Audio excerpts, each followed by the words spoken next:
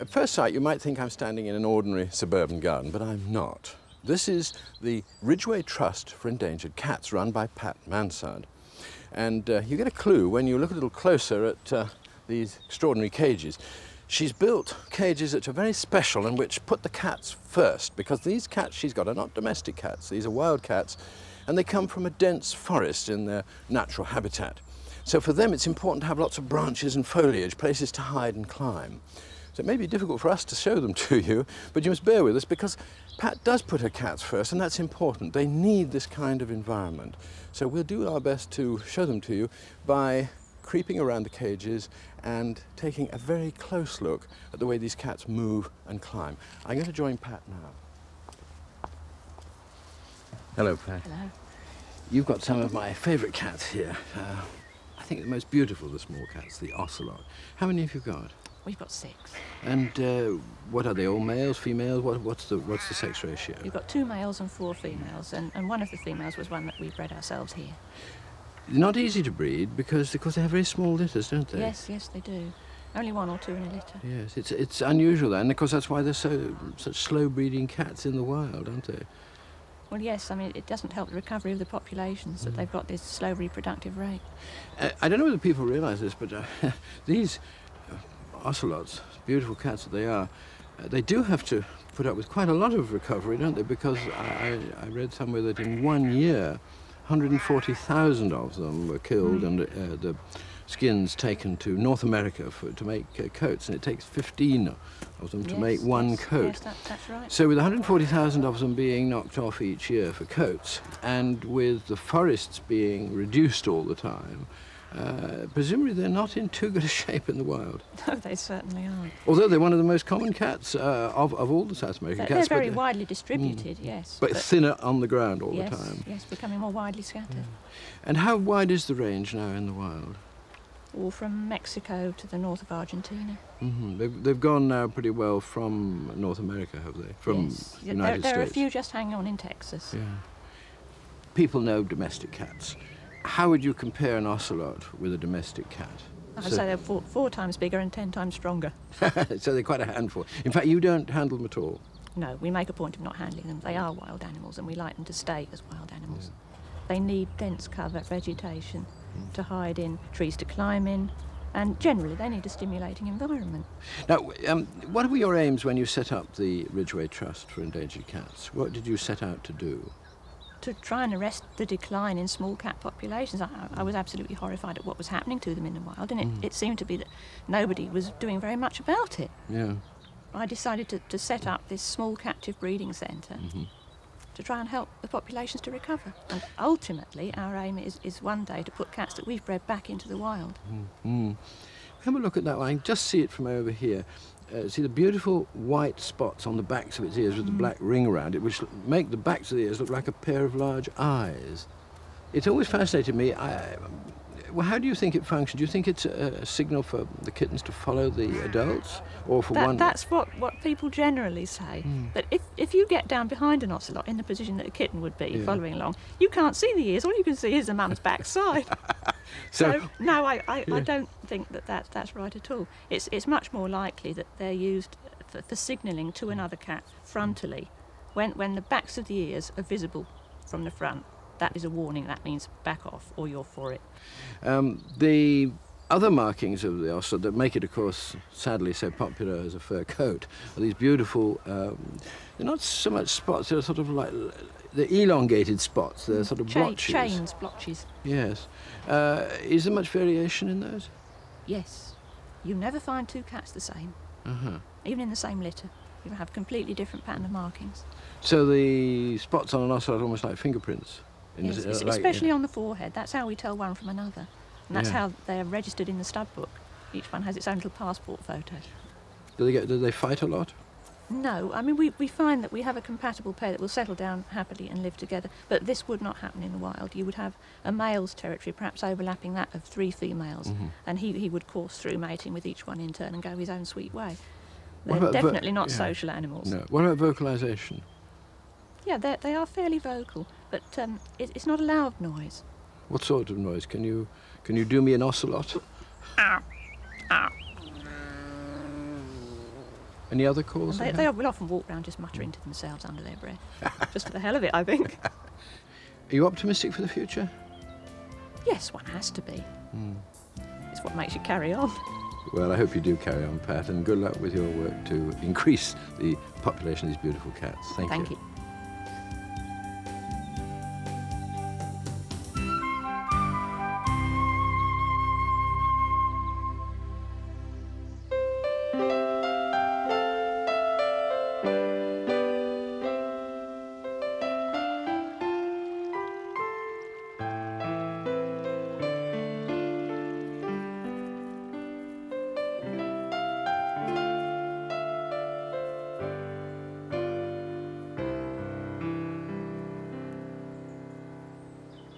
Well, I think most of us adore hedgehogs, and of course it's the emblem of Animal Country, the programme. But do you think if you found one in your garden, you'd actually know what to do with it? Or should you do anything with it?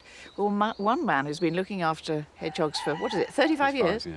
Pete Flack here. I suppose you know everything about hedgehogs there is to know. Well, I wouldn't say everything, but I know quite a bit about them. I bet you do. How did you...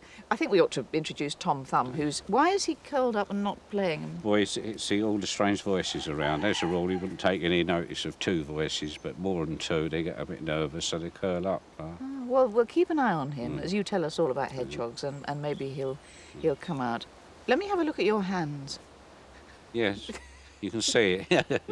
Pinpricks. Yeah, like a pincushion. You'll never play the piano again. Why do hedgehogs get themselves in such a mess?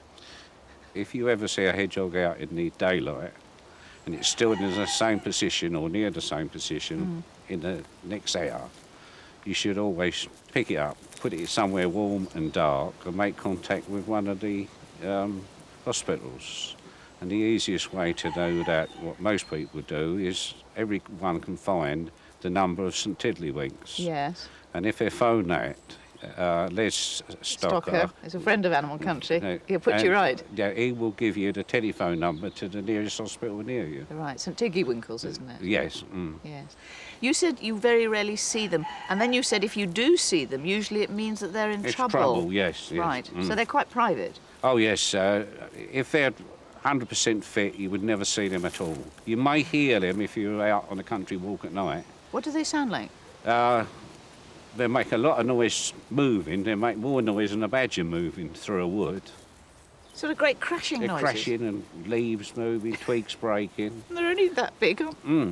They're very clumsy because they haven't got no fear of anything, because once they're curled up, they haven't got no predators at all. So you said take them in the warm, put them in the dark, and then you'd feed them what? What would you do? Well, if they haven't been there long, they should be able to take food all right, and that's the best food is tin puppy meat.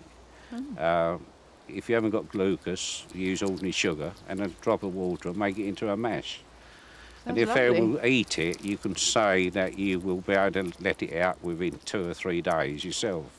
But the longer they are left without anything, they get maggots and fly blow. And I can say that if I have a hedgehog that's been picked up straight away, he's got 99% chance of recovery.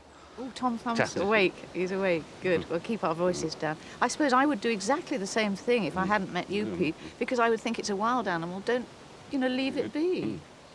But as you can see, they're really far from being wild animals. You love them, don't you? They are funny. Are they all different? I suppose that's a stupid question. Of course they aren't. They're all the same, are they? No, they're not. They're all different. If I had 20 hedgehogs and I had them a week, I would be able to tell you which ones was which. How could you do that? They've got different shaped snouts, mouths are longer, heads are different, ears are different. There's also different colours in this one, and some are light, dark. This one is fairly light, but you can get them quite dark. I really... well, that surprised me. And every one of the nostrils are different as well. And now how many have you got? Well, at the moment, I've only got these 4 in, but there's a continuous stream in and out the whole time. I've had about 40 different calls in this year for hedgehogs and birds. People do love them, don't they? Oh, yes. Definitely. It's been a joy talking to you, Pete. I've really learnt so much, and I'm sure everyone at home has. I'm going to leave it to you to sum up give people the benefit of your wisdom? What advice would you give them? Well, the first thing, in the autumn, when you've got your rubbish heaps to burn, always move it and check there's no hedgehogs in it. Any rubbish which you move or get rid of, including tin cans, which they will hide in, always, or you're going to bury something, always check there's no hedgehogs in. And most gardeners will advise people to burn their pampas grass down in the autumn so it shoots up nice in the spring. But it's a favourite place for hedgehogs, and I've actually had, in Essex, I saw 3 hedgehogs that had been burnt to death in the pampas grass. It's not an easy life being a hedgehog, No, is it certainly isn't, no. I don't think I'll come back as well. Well, I will if you'll look after me. Oh, right. Thanks, Pete. Right. Look. No, you're all messy Well, now. I tried to pick up the cat, to have the cat in shot, and so... Now concentrate. All right, concentrate. I'm with you. Imagine the cat. We just want to tell you about the Anglia Meridian Animal Country Award. Yes, and there's a cheque for £3,000, this beautiful Waterford crystal plate. And it goes to the person or group of people who, in the opinion of the judges, are doing the most for animals in some way. It's a terrible job that the judges have. glad I it's don't not have- us. Glad it's not us. Laundry?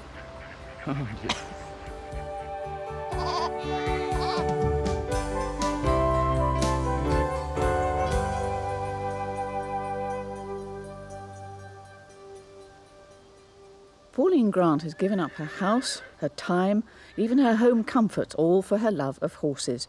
She used to work with 2 vets who were investigating the treatment of horses in transport. The results stung her into action. She even sold her home to help the horse, and now she runs the Sussex Horse Rescue. Pauline, is every horse here rescued? Yes, every single one. And what about this one? And this is Teddy Bear. And Teddy Bear? It's a funny name for a horse. well, his name was Ted, the gypsy said, so we added on the Teddy Bear bit. Ted, the gypsy's horse? Yes, they'd camped up for the night and he was a stallion, he'd got loose. And he just went galloping off up the road. We were asked to catch him. And police aren't very good at catching them. What, a main road? Yes, the A23, one Easter. The A23 at Easter? And he didn't get hit by a car then? No, but what the cars were all really trying to do was just get back down to the coast or wherever. They weren't really concerned, and so we kept him for a few days for his own safety, and we ended up purchasing him because we felt he was at risk. And what's his future? He'll stay with us because he's such an escape artist. I mean, he's quite good here with all our herds, but if he were put into a strange field with perhaps one horse, I think he'd be off again. Well, he has done it many times, so... Quite a character, this one. He's believing me, aren't you? Terrific character. Now, there's so many horses, we shan't be able to meet all your horses. How many horses do you have here altogether? We have 75 here at the moment. 75? But it fluctuates, of course. Which is this one? This one's Red Mouse. Red Mouse. And he would have been a show pony, but he was attacked in a field by a stallion. A stallion? Which has bitten right through his neck. Oh, I've never seen a bite like that before. My goodness. And this, of course, made him terribly nervous. I'm not surprised, it made me terrified.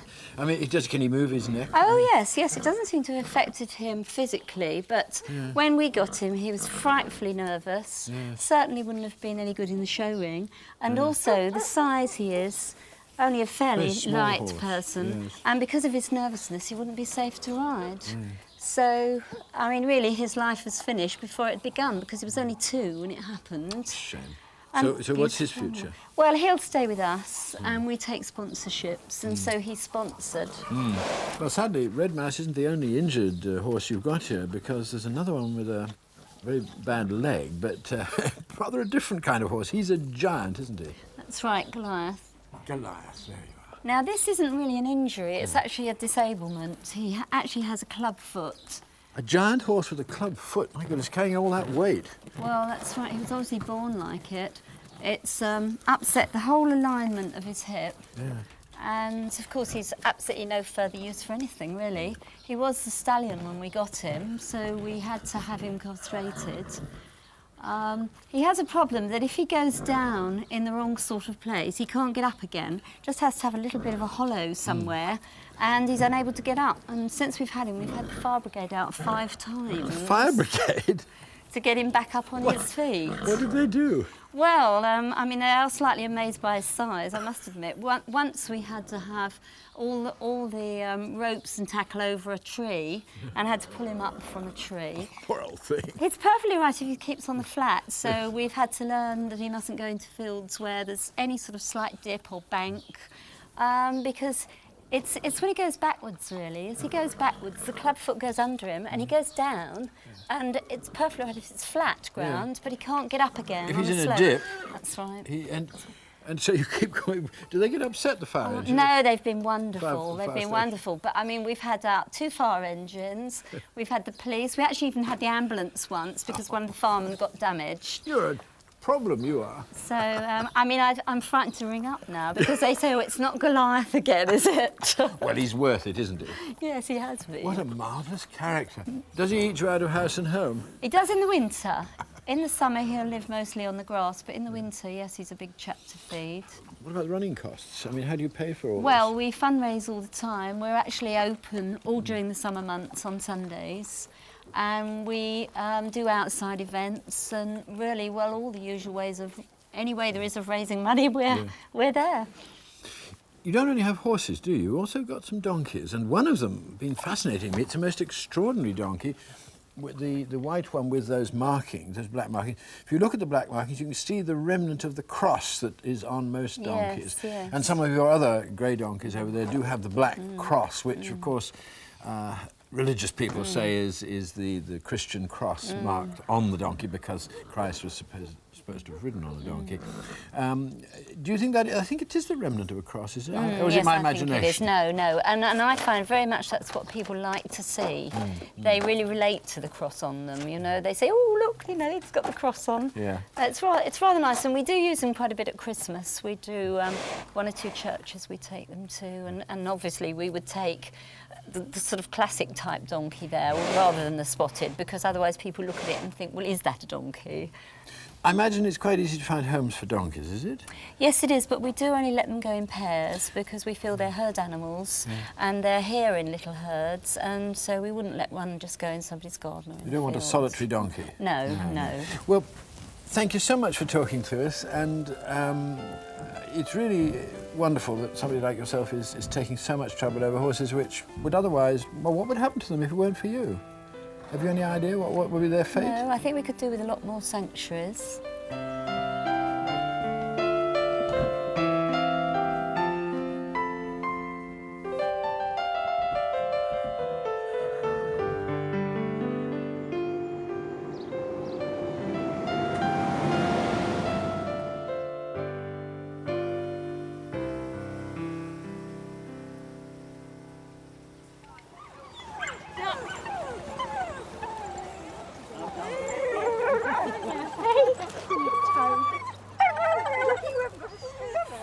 I'm really looking forward to this Whippet racing. I know greyhound racing very well, but I've hardly ever seen it. It's only once, I think. You're one up on me. I don't know either of them. Well, I do know one thing, that greyhounds go round and round the track. Whippets go up and down. You see this long, straight track. They do enjoy it, though, do they? Oh, yes, it's very important to them to race.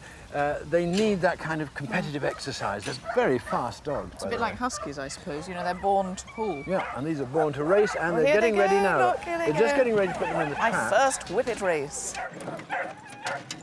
Yes, they're very good, and they're good watchdogs, and they have a lovely temperament. They're very tough dogs, very fast, and it's just wonderful to watch them run.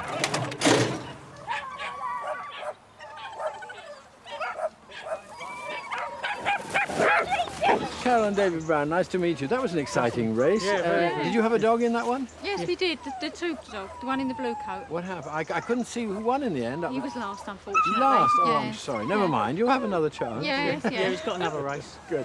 Now, you were instrumental in getting started the East Anglia Whippet Racing Club Association? Yeah, we helped in 1979. And who's this making all the noise? Let's have a look. This is Teddy. He's a Teddy. puppy and he's a bit restless standing still, I think. Is he? Yeah. Well, they love moving, don't they? Yes, That's the thing. yes. But how old, you say this He's one? 6 months, 6 months. When will he start racing? 12 months. He's got a beautiful face. It's a lovely face. And it's probably a bit heavy for you to hold, but while you've got him... Now, hold on, if you can hold him just 1 second, I just want to have a closer look at that face. Very alert. He's got this long-distance gaze, hasn't he? He's looking into the far distance now, looking for something to chase. These youngsters then will become racers eventually. You're bringing them on for Yes. that. Do you train them in any special way? Yes, we do. What yeah, do you do? really, as soon as they can walk, we play with them indoors with a piece of rag, or put it on a piece of string and drag it up and down the hole. Everything is a big game. And then when we come here, we do the same thing on the track, so they get used to it. Then we introduce them to the traps. Then we race them with other dogs. And when they are fully fledged for racing, and they can join in and take part in the meeting. Good boy! Because this is not like greyhound racing, No, is it? no. How does it differ? Well, they run 3 or 4 times during the day. Yeah. They like a knockout competition. Yeah. And, well, you keep them all indoors. They're all pets, whereas greyhounds usually at trainers. Yeah, so this is a much more... Yeah. And, well, it's amateur as well. It's completely amateur family sport. No gambling's allowed at all. You mean I can't win anyone else, No, Sarah? no, not really. Because I was going Not to if hope we you'd give me see a you, good yeah. tip before I go back to here, you see. So what's so exciting about it for you then? It's winning Well- a cup, is it, or...? Well, just seeing the dogs run. Yeah. I just like to watch the dogs run. Okay. Off the record then, who do you think could be the champion? Divine Rambler's got a good Divine chance. Rambler. Got a good What chance. number dog is that? Well, he'll change his coat during the day. Oh, of course, he has Yeah. to change with the different race. Yeah, Well, I'll every watch out race, for yeah. Divine Rambler anyway. Well, thank you both very much, and I think I'm going to have to let you go because these puppies are getting very lively indeed. Thank you Right, both very thank much. you. I'll go and join Right. Sarah. These little whippets are full of life, full of curiosity. Yeah. If you watch their faces, they're always looking for something. In fact, they're to do. ganging up there for another one. Oh, well, now this is an important race. You realise It this? is for me, yes. What do you mean? Well, I am a novice, but I have a nose for these things, as you know. I can see a good lie and a good pair of legs. So, are we on for a wager? Dinner if you win, and dinner if I win, I pay. Okay, right. Now, I fancy the number 1 dog. That's the one wearing red. Divine Rambler. Divine Rambler, that's my No, dog. no, I'm going for the dog in blue called Jest. Well, I'm sorry, I'm going. Well, let's see what happens. Well, Jest's the best. May the Mine's best the red dog. win. Yes. Hers is the blue dog. Yes, and if Let's see you who win, wins. you buy supper.